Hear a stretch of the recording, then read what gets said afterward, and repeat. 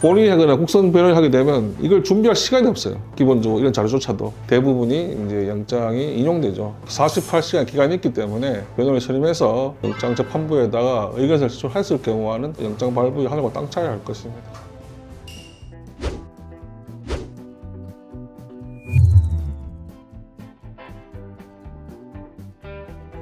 안녕하세요. 법무발전의 이우도 변호사입니다.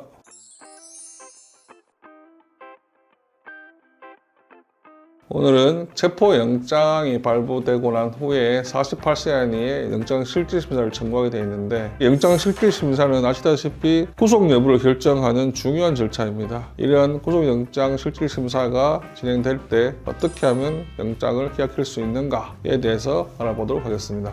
사전 체포영장에서 체포된 경우나 또는 현행범으로 체포되었을 경우에 구속영장 발부를 위해서 검찰이 법원에다가 영장실질심사를 청구하게 되어 있습니다. 이러한 경우에 법원에서는 당일 안에 영장 구속 여부를 결정하도록 결정을 내고 있습니다. 구속되어서 재판을 받는 거하고 구속되지 않고 재판을 받는 거는 큰 차이입니다. 왜냐하면 본인이 방어 활동을 하는 게 하늘과 땅 차이이기 때문에, 구속되어서는 자기가 움직일 수 없기 때문에 방어 활동을 제대로 할 수 없는 거죠. 48시간 기간이 있기 때문에 변호를 선임해서 기초적인 자료부터 시작해서 사실관계, 증인, 반대 자료 등을 찾아서 영장재판부에다가 의견서를 제출했을 경우와는 영장 발부의 하늘과 땅 차이를 할 것입니다.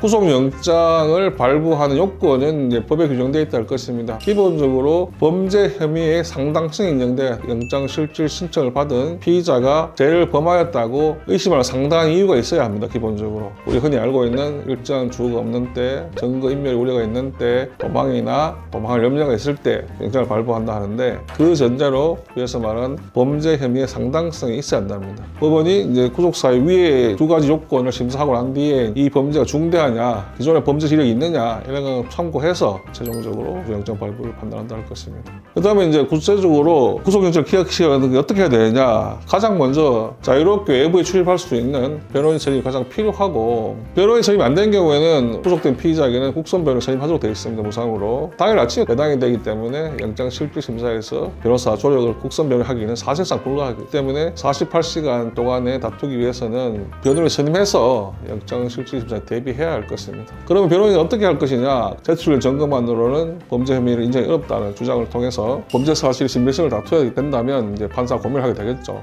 여기서 사실상 가장 큰 구속이 갈린다 할 것입니다.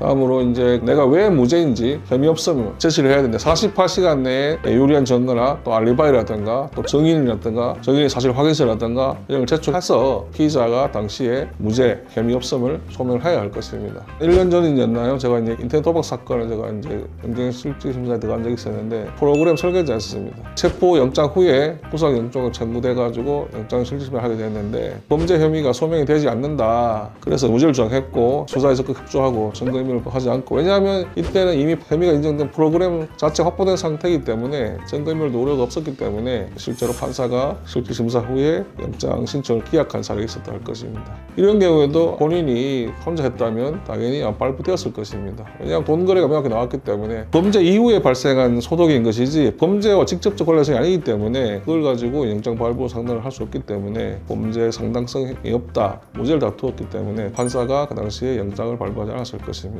그리고 이제 사전에 본인이 주민등록등본이라든가 임대차 계약서 통해서 내가 여기 살고 있다는 거, 가족관계를 통해서 또 사회유대관계가 명확하다는 거, 도망 우려가 없다는 거 소명해야 될 것이고, 소명할 수 있는 자료를 갖다 제출해야지만이 판사한테 얘를 풀어줄 건덕지를 주는 것입니다. 본인이 하거나 국선 변호를 하게 되면 이걸 준비할 시간이 없어요. 기본적으로 이런 자료조차도 대부분이 이제 영장이 인용되죠. 또 이제 도주 가능성이 없다, 여건도 당연히 제출합니다. 중대한 범죄 같은 경우는 도망 의사나 도망 가능성이 없다는 사실을 갖다가 어필해서 이제 판사한테 영장 발부 빌미를 주지 않는 겁니다. 피해자가 없거나 피해금이 소액일 경우에는 경미한 범죄 영장을 쳤을 경우에는 이제 비례성 원칙 이런 위반 주장을 해서 이제 영장을 기각시키기도 합니다. 주거 일정하고 회사 재직 중이고 공무원이고 이러한 개인적 사유를 갖다가 어필해서 불구 상태에서도 충분히 수사 재판 진행이 가능하다. 구속이 되면 피해 회복이나 손해배상 합의 가능성이 매우 낮다. 이런 걸 위해서도 불구속 상태에서 재판을 받는 게 맞다. 이런 어필을 하게 된다면 이제 영장을 기각시킬 수 있다는 것입니다. 이렇게 변호사가 서임대에서 영장을 기각시키기 한 노력은 48시간 이내에 해야 됩니다. 그렇기 때문에 기본적으로 가족들에게 여러 가지 자료를 떼달라 요청을 합니다. 그런 기본 자료 위에 빠른 시간에 유치장에 있는 피의자 접견을 해서 사실관계에서 다툴 것인지 말 것인지 정보를 확보하면 영장 단계에서도 영장 발부를 막을 수 있다 할 것입니다. 그렇기 때문에 영장 발부, 영장 실질 심사가 청구되었을 경우에는 반드시 가장 먼저 할 일이 변호사 선임이라 합니다. 피의자 본인은 물론 가족들, 지인들도 변호사 협조를 해야지만이 가능한 한 영장 발부를 기각시킬 수 있다 할 것입니다. 영질 심사 단계에서 구체적으로 어떤 걸 해야 되느냐, 주민등록등본, 가족관계증명서, 그리고 재직증명서, 소득증명서, 임대차, 부동산 등기부, 진단서 이런 걸 갖다가 빨리 발부받아가지고 영장재판을 제출해야 됩니다. 그리고 피의자 상담을 통해서 공소사실을 다툴 수 있는 자료가 있는지 또 인정을 한다면 빠른 시일에 합의를 볼 수 있으면 제일 좋고, 합의를 볼 수 있으면 피해가 회복되기 때문에 대부분은 영장을 발부하지 않습니다. 합의가 됐을 경우에는.